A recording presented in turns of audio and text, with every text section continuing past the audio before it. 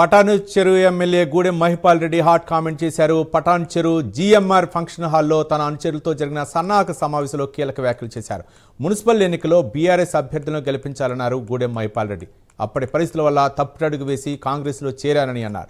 3 సార్లు బీఆర్ఎస్ నుంచి ఎమ్మెల్యేగా గెలిచానన్నారు గూడెం మహిపాల్ రెడ్డి.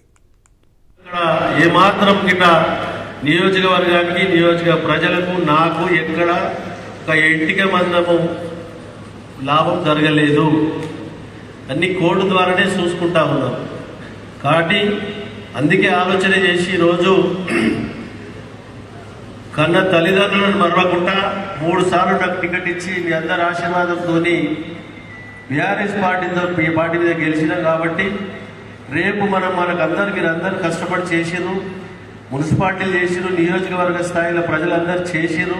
ఇప్పుడు 5 మున్సిపాలిటీలలో 104 మంది కౌన్సిలర్లు ఉన్నారు. 5 మున్సిపాలిటీలలో 104 మంది కౌన్సిలర్.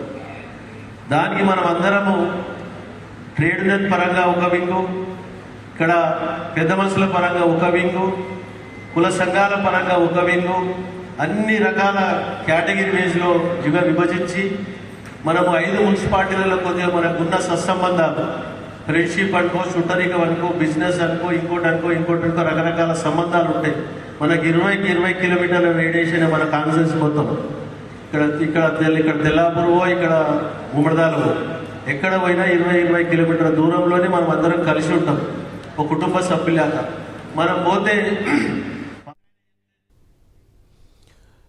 పటాన్ చెరు MLA Gudem Mahipal Reddy hot comment చేశారు. కాంగ్రెస్ పార్టీలో చేరి తప్పు చేశారని చెప్పేసి ఈరోజు కార్యకర్తల సన్నాహ సమావేశంలో వ్యాఖ్యానించారు. రానున్న మున్సిపల్ ఎన్నికల్లో బీఆర్ఎస్ అభ్యర్థులను గెలిపించాలని చెప్పేసి హాట్ కామెంట్ చేశారు. దీనిపై మరింత సమాచారం మా కరెస్పాండెంట్ చందు అందిస్తారు. చందు,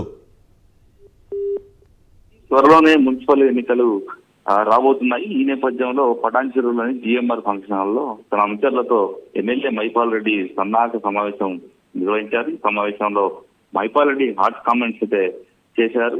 ఆయన కాంగ్రెస్ ప్రభుత్వం అధికారంలోకి వచ్చిన తర్వాత బీఆర్ఎస్ పార్టీ నుంచి కాంగ్రెస్ పార్టీలో చేరారు. అయితే అప్పటి పరిస్థితుల దృష్ట్యా తప్పటడుగు వేసి కాంగ్రెస్ పార్టీలో చేరాను. కాంగ్రెస్ పార్టీలో చేరినా కూడా ఏమీ లాభం జరగలేదు. 3 సార్లు బీఆర్ఎస్ పార్టీ నుంచి ఎమ్మెల్యేగా గెలిచాను కాబట్టి మున్సిపల్ ఎన్నికల్లో బీఆర్ఎస్ అభ్యర్థులను గెలిపించాల్సిన అవసరం ఉంది అంటూ కూడా మాట్లాడారు. ముఖ్యంగా పటాన్ చెరు నియోజకవర్గంలోని 5 మున్సిపాలిటీల్లో 104 మంది కౌన్సిలర్లను గెలిపించేందుకు విభాగాల వారీగా పనిచేద్దామంటూ కూడా ఆయన కార్యకర్తలకు పిలుపునిచ్చారు. ప్రస్తుతం ఆయన కాంగ్రెస్ పార్టీలో చేరినప్పటికీ బీఆర్ఎస్ పార్టీ అభ్యర్థులను గెలిపించాలని మాట్లాడడం మాత్రం సంచలనంగా మారింది. అయితే కానీ కాంగ్రెస్ పార్టీలో చేరిన నాటి నుంచి కూడా ఆ పార్టీలో ఆయన ఇమడలేకపోతున్నారు. గతంలో కూడా పలుమార్లు ఆయన అనేక ఇలాంటి విషయాలు చెప్పుకొచ్చారు. ముఖ్యంగా ఆయన పార్టీ కార్యాలయంలో కూడా కేసీఆర్ ఫోటోను కూడా పెట్టుకున్న క్రమంలోనే అక్కడ ఉన్నటువంటి ఇన్ఛార్జ్ ఎవరైతే కాటా శ్రీనివాస్ గౌడ్ అంటే మహిపాల్ రెడ్డి మీద పోటీ చేసి ఓడిపోయినటువంటి అభ్యర్థి ఎవరైతే ఉన్నారో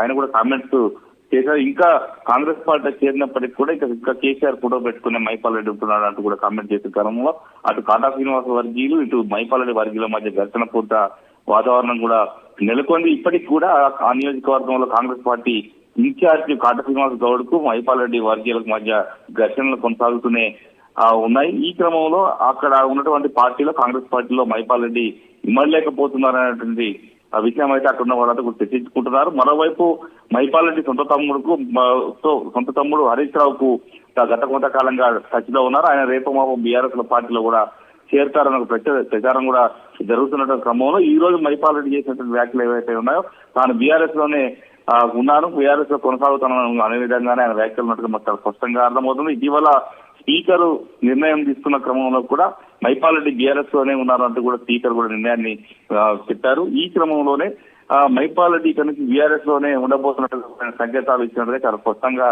అర్థమవుతోంది. Ravi, thank you Chandu.